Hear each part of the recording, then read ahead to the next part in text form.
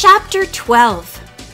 Screams filled the air as the shower of purple liquid rained down on the models who stood on the upper pedestals. Since the wind blew the fountain's jets away from the girls down in front, including Heather, they avoided getting splattered.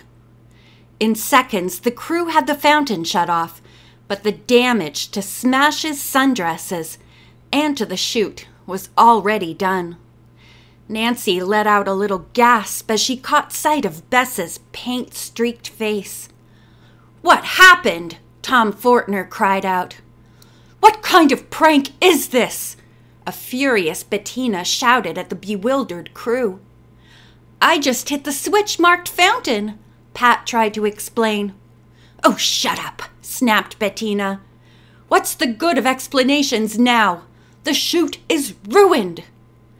One by one, the paint-spattered models got off their pedestals and walked to the trailer. "I quit!" Bogorovsky fumed after making sure none of the purple spray had gotten on his lenses. So much for Bess's portfolio, Nancy thought sadly. "These pictures will be even better than the ones I took when the girl was dumped in the lake." The same reporter had popped up once again and was taking as many humiliating shots of the models as he could before they disappeared into their trailer. While Bess and the others washed up and changed, Nancy checked out the back of the fountain to see what had happened. A small metal box was sticking out from under a pedestal. Nancy guessed it was the fountain mechanism that Pat had been talking about. The top of the box was hinged. Inside, the levers that turned the fountain on and off were unbroken. Bending down, Nancy peered around the box. Hidden between it and the edge of the fountain was a transparent tube about a yard long. The tube was filled with purple paint. Reaching in, Nancy pulled on the tube. Something scraped along the ground toward her from under the fountain. A drum of paint! So somebody must have gotten there early and set up the mechanism. And whoever it was had to have done the dirty work after the fountain was shut off. In other words, not too long ago. "What's that?"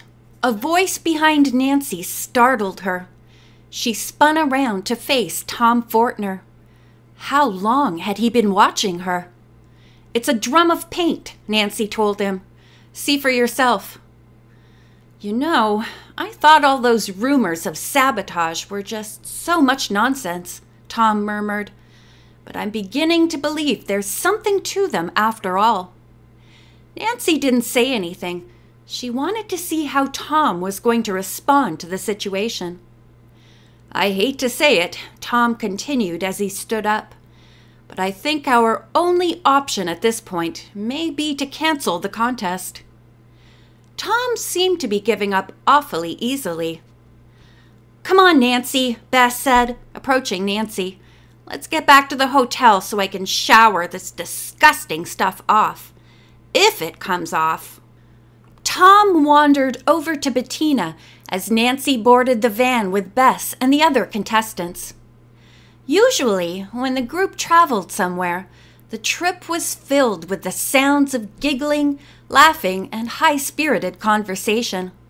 But that day, the van made the short trip back to the hotel in dismal silence.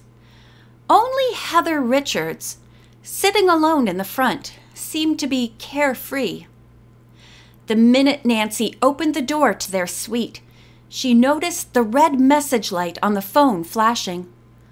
"I wonder who called," Bess said, her expression brightening a bit. "I love messages." Nancy called down to the concierge. "Oh, yes, there were 3 calls for your suite," the woman told her. 2 for Bess Marvin, 1 from Tom Fortner, and 1 from Leo Halsey. She gave Nancy the phone numbers and paused while Nancy wrote them down. "The other one is for Nancy Drew from Kelly Conroy. She asks that Miss Drew please call her immediately at Teen Scene." "Thanks," Nancy said, and hung up. She handed Bess her messages. Leo Halsey? Who's he? Bess's brow wrinkled in puzzlement. You can find out in a minute. I want to catch Kelly right away, Nancy said, dialing the switchboard at Teen Scene. Hi, Kelly's voice bubbled. Hi, Nancy responded. What's up? Well, Kelly drawled dramatically. Sit down, 'cause you're going to love this.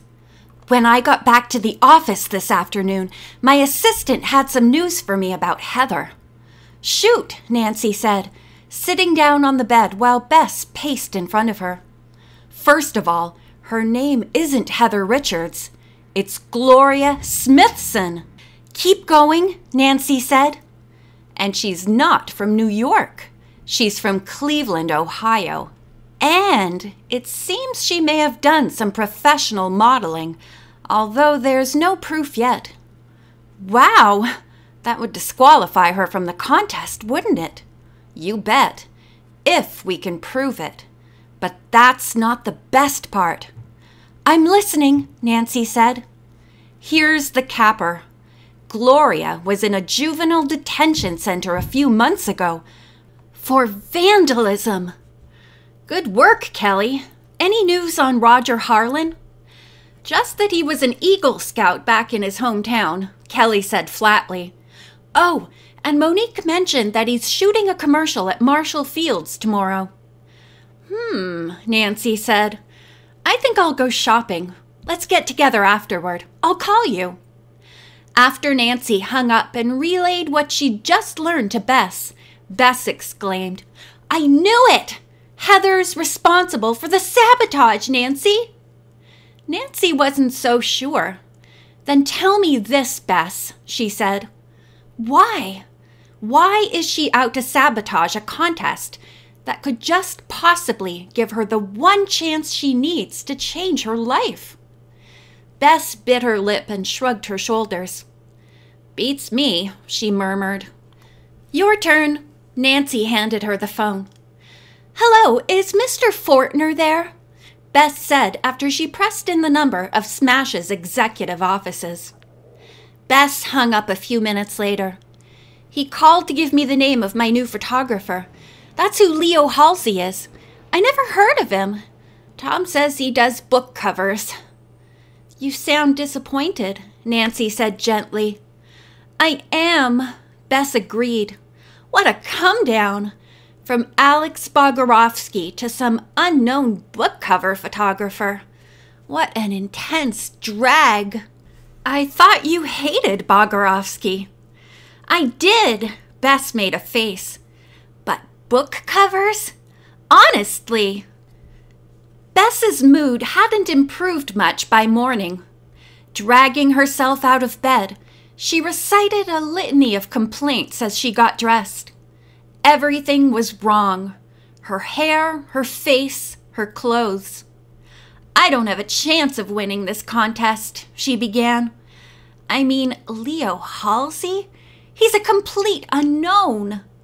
He must be good, Bess, if Smash and Elan are using him, Nancy suggested. Why don't you give him a chance? Bess snorted derisively as she got ready for her appointment. At least his studio is near the hotel, she said. There it is.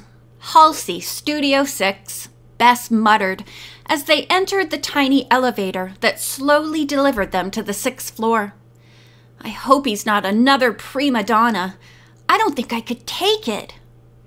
But when the door of the studio swung open, Nancy could tell that Bess's session was going to be fine. Leo Halsey was adorable. He was about 24, with dark curly hair and light blue eyes. You're Bess, he said, grinning. I'm Leo, and I'm going to take the pictures that are going to win you the Face of the Year contest. Come on in. Let's relax and get to know each other before we start to work. Bess beamed. Obviously, she liked Halsey's approach, not to mention his good looks. I'm taking off, Nancy told Bess, who didn't seem to care much at that point. See you later, Nan, Bess said, vaguely waving goodbye as the door to the studio swung shut. Nancy felt in her pocket for the gold tie tack she'd put there that morning. She was going to confront Roger Harlan. Taking the stairs instead of the elevator, Nancy let herself out of Leo's building and hurried over to Marshall Fields, which was just a few blocks away. After she inquired about Roger's commercial, she was sent up to the 5th floor housewares department. As she rode the escalator up, she noticed someone familiar riding down beside her. It was Tom Fortner. He acknowledged her with a quick wave, and Nancy waved back. With Tom was a willowy blonde with straight-cut bangs and deep green eyes. The woman was strangely familiar. Nancy watched them as they rode down and stepped off the escalator out of view. Nancy was left with the nagging thought that she'd seen that woman before. But where? Stepping off the escalator in the housewares department, Nancy made her way through towels and sheets. In an area roped off from the general public stood Roger Harlan, conferring with a man standing next to a huge camera on a dolly. "I'm from Elan," Nancy fibbed as she approached the barriers separating the chute from the rest of the store. A young woman holding a clipboard moved the chain away to let Nancy through. "I need to talk to Roger Harlan when he's available," Nancy told her in a quiet tone. "They should be breaking after a couple more takes," the woman whispered back. "Okay, everyone." The man Roger had been talking to called out loudly. "Let's take it again." "Marshall Fields, take 42, a young man with a chalkboard announced. "You know, when I moved into my new apartment," sounding nervous, Roger began walking slowly toward the camera. "I needed a few new things, so—" "Cut!" the man behind the camera shouted. "Roger, you've got to stay on your mark, otherwise you won't be centered in the shot." "No problem, Dan," Roger said as the makeup man redabbed his face. "Let's try it again," the man said. "Marshall Fields, take 43, the man with the chalkboard said. "You know," Roger began again, "when I moved into my new apartment, I—" "Cut!" Dan shouted. "Make it more intimate, Roger. You're not talking to an acquaintance here. I want you to sound like you're talking to your best friend. Let your voice drop a little after that first, you know. I think that'll help." "Marshall Fields, take 44. "You know," Roger began, stepping slowly toward the camera, "when I moved into my new apartment, I needed a few—" "Cut!" the director shouted again. By the time take 57 was shot, the director gave up and called a break. "But be back in 10, he announced. "Remember, this is only the first section." "Roger," Nancy said, stepping up to the model who looked absolutely drained. "I need to talk to you." "Sure," he said, rubbing his shoulder as if it hurt. "What's up?" Without fanfare, Nancy removed the gold tie tack from her pocket and held it out to him. She watched his face closely for a reaction. Roger broke into a huge smile. "My tie tack! Where'd you find it?" he said, taking the object and gazing at it fondly. "Where'd you lose it?" Nancy asked coolly. "Beats me," Roger said. "I had it when I went to a fitting up at Smash, and the next time I looked for it, it was gone." Nancy looked straight into those often photographed blue eyes and decided that he was telling the truth. There was an innocence there that couldn't be manufactured. "Come on," he pressed her. "Tell me where you found it." Quickly she filled him in on that and on some of what had been going on in the contest. His eyes widened, first in shock, then in anger. "Nancy, if I can help you in any way, let me know." The director was back on his feet, calling to the cast and crew. With a wave, Roger turned on his heel and went back to work. Nancy watched until take 62, then headed back to the hotel. Bess would probably still be at her session, and Nancy wanted some time alone. She needed to sort out her ideas about the case and decide what to do next.